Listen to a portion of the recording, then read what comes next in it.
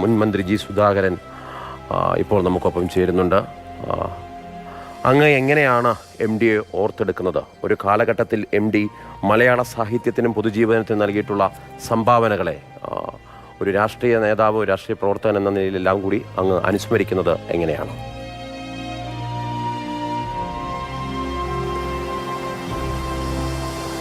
M D Vasudevan Nair എന്നാണ് പേരെങ്കിലും മലയാള ഭാഷ കൈകാര്യം ചെയ്യുന്ന എല്ലാവർക്കും അദ്ദേഹം എം ഡി എന്ന രണ്ടക്ഷരത്തിലാണ് അറിയപ്പെട്ടത്. പക്ഷേ കഴിഞ്ഞ 8 പതിറ്റാണ്ടായി അദ്ദേഹം മലയാള സാഹിത്യത്തിൽ മുൻനിരയിൽ തന്നെ നിറഞ്ഞു നിൽക്കുകയായിരുന്നു. മലയാള ഭാഷയുടെ അനന്തമായ സാഹിത്യ സാധ്യതകൾ, അതിൻ്റെ കഴിവുകൾ ലോകസമക്ഷം തെളിയിക്കുന്നതാണ് അദ്ദേഹത്തിൻ്റെ കഥകളും കഥാപാത്രങ്ങളുടെ സംഭാഷണങ്ങളും മറ്റും. ഇത് ഭാഷയ്ക്ക് കൂടി കിട്ടിയ ഏറ്റവും വലിയൊരു നേട്ടമാണ്. ചെറിയൊരു ഭാഷയാണെങ്കിലും, ചെറിയൊരു ഭാഷ എന്ന് പറഞ്ഞാൽ 2-3.5 കോടി ആൾ സംസാരിക്കുന്നുള്ളൂ. ആ അർത്ഥത്തിലാണ് ഇത് ലോകഭാഷകളുടെ ഏറ്റവും കൂടുതൽ ആളുകൾ സംസാരിക്കുന്ന മറ്റു ഭാഷകളുണ്ട്, ഇംഗ്ലീഷ് അടക്കമുണ്ട്. ആ ഭാഷകളിലെ സാഹിത്യത്തോടൊപ്പം മലയാള സാഹിത്യം നേരത്തെ മുതൽ സമ്പന്നമായിരുന്നു. അതിനെ അതിസമ്പന്നമാക്കാൻ എം ഡി ശ്രമിച്ചു എന്നുള്ളതാണ്. അദ്ദേഹം ജീവിച്ചിരുന്ന കാലഘട്ടം രാജവാഴ്ചയുടെയും ബ്രിട്ടീഷ് ഭരണത്തിൻ്റെയും ആദ്യത്തെ ഘട്ടം, അതുപോലെ തന്നെ കടുത്ത ഭൂപ്രഭുത്വം, ജന്മിവാഴ്ചയുടെയും കാലമാണ്. അദ്ദേഹം ആ ജന്മിത്വത്തിൻ്റെ ആ ക്രൂരതകളെയും അതിൽ സമൂഹം അനുഭവിക്കുന്ന വിഷമങ്ങളെയും, കൃഷിക്കാരും കർഷക തൊഴിലാളികളും അതിൽ സ്വാതന്ത്ര്യമില്ലാതെ ജീവിക്കുന്നതിനെയും ഒക്കെ അദ്ദേഹത്തിൻ്റെ കഥകളിൽ പലതരം വരച്ചു വെച്ചിട്ടുണ്ട്. കാലത്തിൻ്റെ കഥകളെന്ന് തന്നെ പറയാം, കാലത്തെ അതിജീവിക്കുന്ന കഥകളാണ്. അതുപോലെ മലയാള ഭാഷ കഥാകാരന്മാരാൽ സമ്പന്നമാണ്.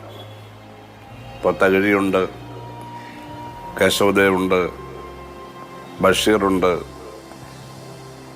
പുയസി കുട്ടികൃഷ്ണൻ എന്ന പേരുള്ള ഉറവെന്ന് വിളിക്കപ്പെടുന്ന മഹാനായ ഉമ്മാച്ചുവിൻ്റെ കഥാകൃത്തുണ്ട്.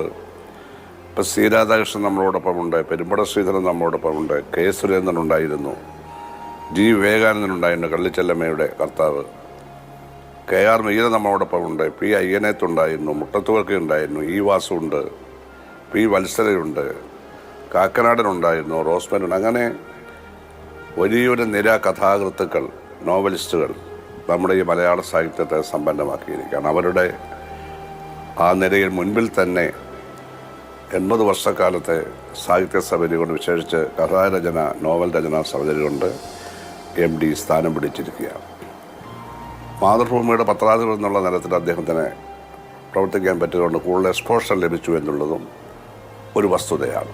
അപ്പോൾ അത് മാതൃഭൂമി അദ്ദേഹത്തെ വളർത്തിയെടുത്തതിൽ ഏറ്റവും നിർണായകമായ പങ്ക് വഹിച്ചു എന്ന് പറയാതിരിക്കാൻ കഴിയില്ല. മാതൃഭൂമിയുടെ കഥാകാരൻ എന്ന് തന്നെ അദ്ദേഹത്തെ ഒരു കാലത്ത് വിളിച്ചിരുന്നു. മാതൃഭൂമി നോവലിനും കഥയ്ക്കുമെല്ലാം നൽകിയ പ്രാധാന്യത്തെയാണ് അതെടുത്ത് കാണിക്കുന്നത്. മലയാള സാഹിത്യം, നോവൽ സാഹിത്യം, കഥാസാഹിത്യം, അതിൻ്റെ ഒറിജിനാലിറ്റി അതാണ് എം ഡിയിൽ കൂടി വെളിപ്പെടുത്തപ്പെടുന്നത്. ചെറുകഥയുടെ രംഗത്ത് ഇന്നും ജീവിച്ചിരിക്കുന്ന കുലപതിയായ ടി പത്മനാഭന് സമാനനായി മറ്റൊരു ചെറുകഥാകൃത്തുണ്ടെന്ന് തോന്നുന്നില്ല. ലോക സാഹിത്യത്തിലെ തന്നെ ചെറുകഥകളോട് താരതമ്യപ്പെടുത്താവുന്നതാണ് ടി പത്മനാഭൻ്റെ കഥകൾ. അതുപോലെ എം ഡിയുടെ പല കൃതികളും അതുപോലെ തന്നെയാണ്. അപ്പോൾ നമ്മൾ ലോകസാഹിത്യം എന്ന് പറഞ്ഞാൽ മലയാള ഭാഷ ഇല്ലാത്ത എന്തോ ഒരു സാഹിത്യമായിട്ടാണ് മലയാളികൾ തന്നെ കരുതിയിരിക്കുന്നത്. സ്കൂളുകളിലും കോളേജിലും ഒക്കെ പഠിപ്പിക്കുന്നത് ലോക സാഹിത്യത്തിൽ മലയാളമില്ല. ലോകത്തുള്ള എല്ലാ ഭാഷകളും അടങ്ങുന്നതാണ്, ആ ഭാഷകളിലെല്ലാമുള്ള സാഹിത്യം അടങ്ങുന്നതാണ് ലോക സാഹിത്യം. അതിൽ മികച്ചു നിൽക്കുന്ന കൃതികളെപ്പറ്റി ഇന്ത്യ ഒരു ബ്രിട്ടീഷ് കോളനി ആയിരുന്നതുകൊണ്ട്, ഇംഗ്ലീഷ് ഇവിടെ പ്രചാരത്തിൽ വന്നതുകൊണ്ട് നമുക്ക് ഷേക്സ്പിയറുമായും മിൽട്ടണുമായും വേർഡ്സ്വർത്തുമായും ടി.എസ്. എലിയട്ടുമായും ഒക്കെ തന്നെ വലിയ തരത്തിൽ സ്കൂൾ കോളേജ് തലങ്ങളിൽ പഠിപ്പിക്കപ്പെട്ടതുകൊണ്ട് അതറിയാവുന്ന ലക്ഷക്കണക്കിന് ആളുകൾ കേരളത്തിൽ രൂപാന്തരപ്പെട്ടു. പക്ഷേ മലയാള ഭാഷയ്ക്ക് അതിനുള്ള സാധ്യതയില്ല. കാരണം നമ്മളൊരു സാമ്രാജ്യത്വ രാജ്യമല്ല, ആരെയും ആക്രമിക്കാൻ പോയിട്ടില്ല, ഇന്ത്യ യൂണിയൻ്റെ ഒരു ഭാഗം മാത്രമാണ്. ആ പരിമിതിക്കുള്ള, ആ ജിയോ പൊളിറ്റിക്കൽ പരിമിതിക്കുള്ളിൽ നിന്നുകൊണ്ട് ലോകത്തെ ഏത് ഭാഷയിലുമുള്ള ഏത് സാഹിത്യത്തോടും കിടപിടിക്കാവുന്നതാണ് നമ്മുടെ മലയാള ഭാഷയും സാഹിത്യവും. അതിൽ ഇന്ത്യയുടെ പങ്ക് അങ്ങ് തീർച്ചയായിട്ടും ശരിയാണ്. കാരണം മലയാള ഭാഷയും സാഹിത്യത്തെയും എല്ലാം ഓർമ്മപ്പെടുത്തുന്നതിൽ എം ഡി വാസുദേവൻ നായർ എന്ന എഴുത്തുകാരൻ വഹിച്ച പങ്ക് അങ്ങ് അനുസ്മരിക്കുകയായിരുന്നു. വളരെ നന്ദി.